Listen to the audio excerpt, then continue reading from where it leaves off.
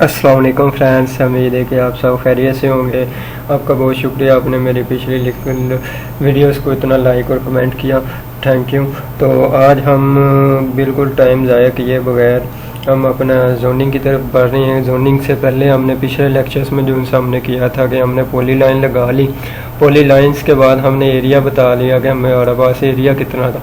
लेकिन अभी जो सा नेक्स्ट स्टेप है, नेक्स्ट स्टेप में हमें ये है कि हमें कुछ डिटेल थी, हमने जो उनसे सर्वे में पूछनी थी वो सारी डिटेल वगैरह। उसकी फार्मर ने हमें कौन सा सिस्टम लगाना चाह रहा है, ड्रिप लगाना चाह रहा है, उसके ड्रिप में आर्चर लगाना चाह रहा है या वेजिटेबल लगाना चाह रहा है, ये सारी डिटेल वगैरह हमने अपने नोट डाउन करनी है। हमारे पास होगी तो हम देन अपनी डिज़ाइनिंग की तरफ बनेंगे। उसके बाद हमारे कितने जोन डिसाइड करने हैं, उसके बाद फ्लो किस तरह डिसाइड होगा, को टाइम को मद्देनज़र रखना है, ये सारी चीज़ें तो इंशाल्लाह आज हम इस वीडियो में ये सारी चीज़ें डिस्कस करेंगे। तो आज हम ऑटो कैड की बजाय हम अपनी एक्सेल शीट की तरफ बढ़ेंगे। एक्सेल शीट में मैं आपको ये सारी चीज़ें बताऊंगा। तो चलें हम अपनी वीडियो की तरफ चलते हैं। तो ये हमारे पास है एक एक्सेल शीट, ये है एडवांस इरिगेशन के नाम से मैंने सेव की हुई एक एक्सेल शीट। तो ये हाइस प्रपोजल है हमारा जो भी है। इधर हमने ये हमारी जो सी हमने फार्मर से हमने डिटेल लेनी है, ये सारी वो है कि हमने फार्मर ने क्या चीज़ें लगानी है, क्या लगाना चाह रहे हैं, जो भी है ये सारा कुछ ना वो है। तो हमने फॉर एग्ज़ाम्पल हमने जो भी डिटेल है वो सारी इधर गिवन कर देनी है कि फॉर एग्ज़ाम्पल उसका नाम क्या है, उस्मान था, हमने फॉर एग्ज़ाम्पल उसका मौजा कोई भी रख लें, जो भी है अलफ वाई जी या ABC, जो भी इसका मौजा है, उसकी तहसील है, जो भी है XYZ, जो भी उसकी तहसील होगी, डिस्ट्रिक्ट होगी, उसका प्रोविंस कौन सा है, जिस प्रोविंस में आप कर रहे हैं काम, उसके बाद उसका फ़ोन नंबर क्या है, उसका ID कार्ड नंबर, ये सारी डिटेल मैंने आपको जो उनसे सर्वे वाली वीडियो थी उसमें मैंने बताई थी कि हमने कौन कौन सी डिटेल उससे लेनी, ये सारी वही डिटेल है। उसके बाद ये GPS कोऑर्डिनेट्स हैं जो उनसे हमने आके GPS से डाटा निकाला, उसको मैप सोर्स सॉफ्टवेयर में ओपन किया। ये उधर से मैं आपको बताऊंगा कि उधर से हमने GPS कोऑर्डिनेट्स को कॉपी करके इधर किस तरह लेके ना, ये भी मैं इंशाल्लाह आपको बताऊंगा। उसके बाद ये क्रॉप इंफॉर्मेशन है कि हम भी फार्मर ने लगाना क्या चाह रहा है, वो स्प्रिंकलर लगाना चाह रहा है, ड्रिप लगाना चाह रहा है, ड्रिप में फिर आर्चर लगाना चाह रहा है, आर्चर के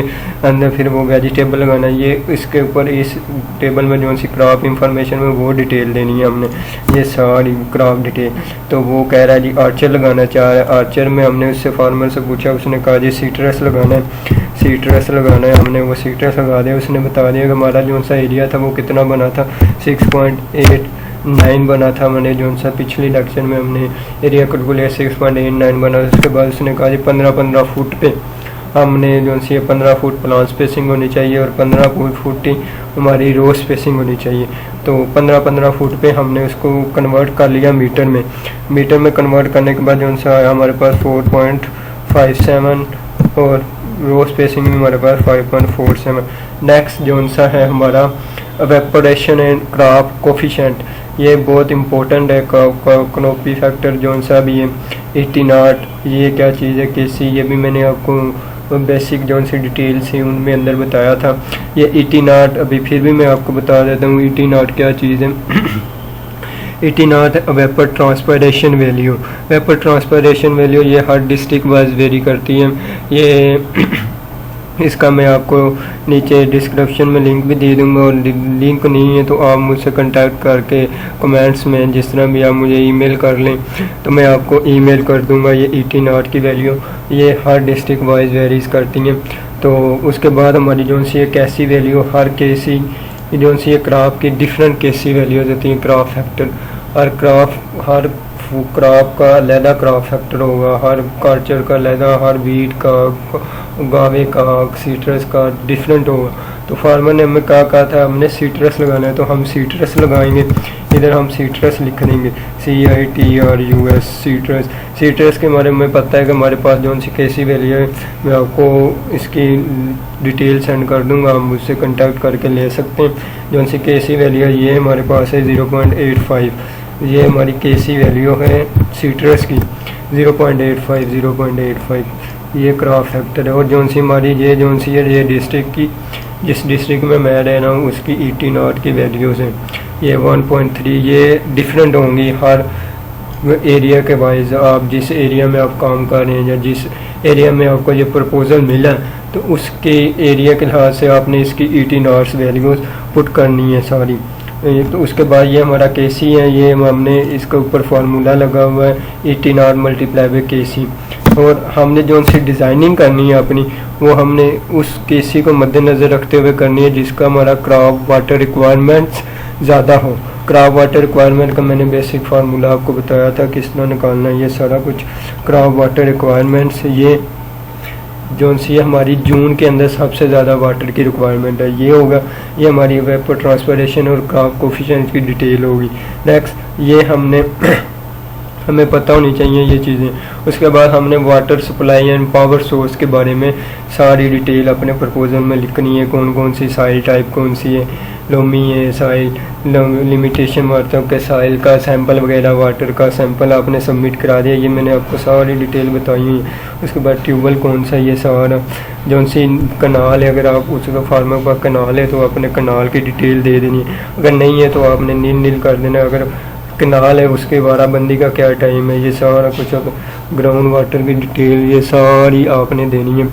बिल्कुल सिंपली वाटर की डेप्थ, डायमीटर ऑफ वेल, ये सारी हमारे ट्यूबवेल है तो ट्यूबवेल की डिटेल सारा कुछ। उसके बाद हमारा जो सा बेसिक जो सा डेप्थ ऑफ ग्राउंड वाटर आपने मस्ट उससे फार्मर से पूछना है। डेप्थ ऑफ वाटर का बड़ा इफेक्ट होता है जो सा हमारी डिज़ाइनिंग में, क्योंकि इसकी एक वजह से पावर कम ज़्यादा हो सकती है। फार्मर से हमने डेप्थ ग्राउंड वाटर का जो सा अपर लेवल होता है वाटर का ना, वो आपने पूछना है। फॉर एग्जांपल 25 से 30 से 50 से जितना भी वो पूछ लेना। उसके बाद वाटर की क्वालिटी वगैरह सबमिट करा दी है, उसमें आयरन कितना था ये आपको उस रिपोर्ट में मिल जाएगा सारा।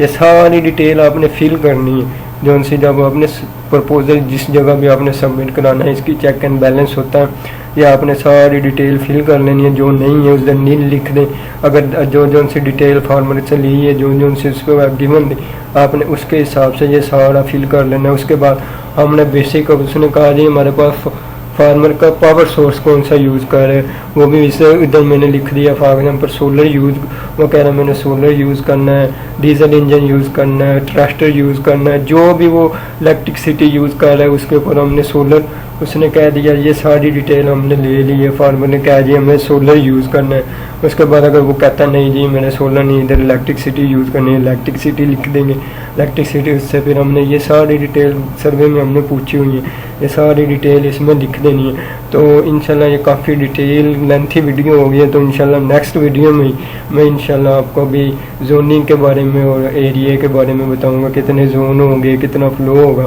तो इंशाल्लाह आपको नेक्स्ट वीडियो में मैं आपको जोन वगैरह के बारे में सारी डिटेल बताऊंगा, कितना फ्लो होना चाहिए। हम सोलर पे डिज़ाइन कर रहे हैं, उसके लिए टाइम कितना रखना है, किससे ज़्यादा एक्सीड मैक्सिमम हो, कितना मिनिमम हो, ये सारी डिटेल इंशाल्लाह मैं आपको नेक्स्ट वीडियो में बताऊंगा। तो उम्मीद है कि आपको ये आज का लेक्चर पसंद आया होगा। तो अगर मेरा लेक्चर पसंद है तो इसको लाइक शेयर और सब्सक्राइब करना मत भूलिएगा, ताकि और बेल आइकन को भी लाजमी प्रेस कीजिएगा ताकि हर आने वाली वीडियो आपको मिलती रहे। तो इंशाल्लाह नेक्स्ट वीडियो में मिलेंगे, तब तक के लिए मुझे दीजिए इजाज़त। अल्लाह हाफिज़।